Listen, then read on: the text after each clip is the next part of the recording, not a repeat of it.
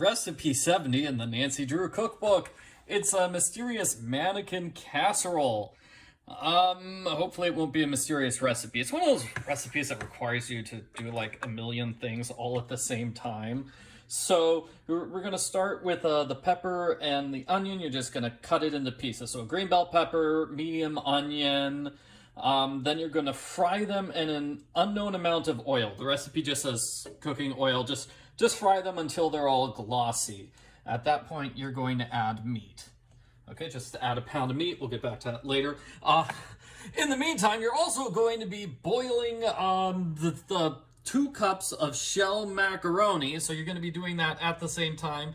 At the same time, we're also heating up the oven because it's going to be casserole, so it's going to be in the oven for like an hour.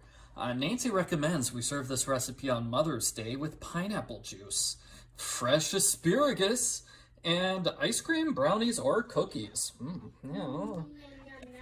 Yeah, can't argue with brownies. Do we have brownies for this recipe? No, we don't. Oh well. We have cookies that are pretty kind of stale. Well, then let's not have those. Yeah, that would be a bad Mother's Day. Okay, so this looks done. Basically, you just cook the meat with chopped onion and then chopped green bell pepper. That's what you do. After that, you're going to turn off the heat, and then you're going to add a thing of mushrooms. The recipe says, oh, you're going to stir the mushrooms and then put it aside, but my stove is not as big as Nancy Drew's. I cannot put it aside. I don't have anywhere else to put it. My entire stove is taken up, but this is the one part that's cooked by itself. Now let's move on to part number 2, which is the macaroni. I've been cooking it on high this whole time, and we've got a little bit of bubbles showing, just a little bit of bubbles. Yes, I've made macaroni and cheese before. I know what you're supposed to do is boil the water and then add the macaroni, and I messed up. The recipe says 2 cups of shell macaroni, and I didn't know how much was 2 cups, so I measured the macaroni and put it in the container that way. Okay, good. Now the macaroni's cooking, even if it took a little longer. We have the macaroni ingredient. We have tomato sauce, so this is supposed to be 24 ounces of tomato sauce, and the creamed corn, which is supposed to be 12 ounces. And those are not standard sizes anymore, so this is 14.75. Like, that's not 12 ounces. And the 8-ounce cans, 3 8-ounce cans, nope. So that's not 24. I'm gonna have a little extra tomato sauce there. What we're supposed to do is add every single ingredient to the meat mixture separately, and then we're gonna move the whole thing over to the casserole dish. That seems like an inefficient waste of time. Let's just add everything directly to the casserole dish. Why not? Add the macaroni to the casserole, then stir. Add the tomato sauce to the casserole. Probably, yeah, I'm gonna stir this too. Now add the creamed corn.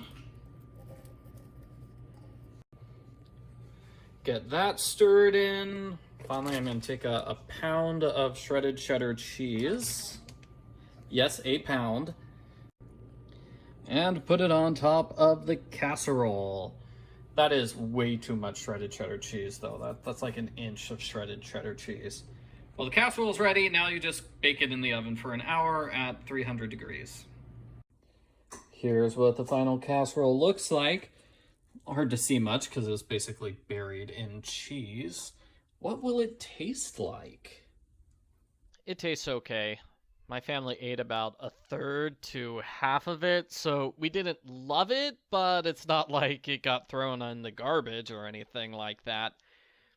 Tastes a lot like spaghetti, to be honest. You've got the macaroni shells with a ton of tomato sauce. That's basically all you taste is the tomato sauce.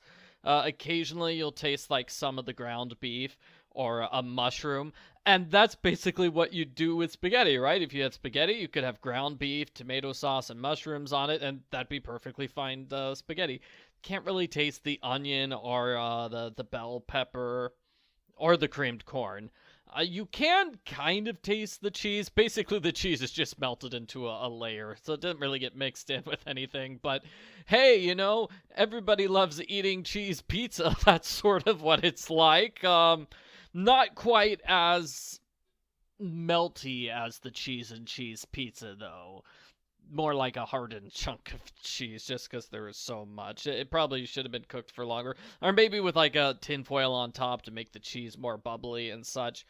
Either way, mysterious mannequin casserole, totally fine casserole. Definitely not the worst casserole that I've cooked for my channel. So, if you want to make it yourself, I'd say, hey, go ahead. Why not?